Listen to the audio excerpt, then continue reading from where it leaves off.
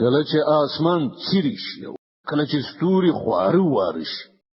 او کله چې سمندرونه ګډ شي یو له بله او ټول یو سمندر شي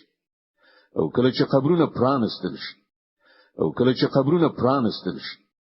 په دغه وخت کې به هر څوک پوهیږي چې څه د مخاستولي او څه پریږدي انسان څه شي ته د خپل د کرم خاوند پروردگار باندې په غولونه کې واچولې هغه چې ته پیدا کړې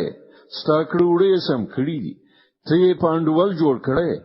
او په هر بڼه چې خوښ شوسته د بدن برخه ونه خلولې جوړې کړې هیڅ کله نه بلکې اصلي خبره دا ده چې تاسو د جزا او سزا ورځ دروغ غنئ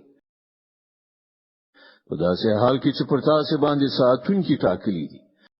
داسې عزتمند لیکونکي چې تاسو په هر هغه عمل چې تاسو کوي پوهیږي شک نشته چې ښه خلک به په جنت کې وي او شک نشته چې بدکاران به په دوزخ کې اوسي د جزا په ورځ به هغوی هلته ورننوځي او لا هغه نه هیڅ کله پټېدای نشي او ته څه پوهیږي چې هغه د جزا ورځ څه ده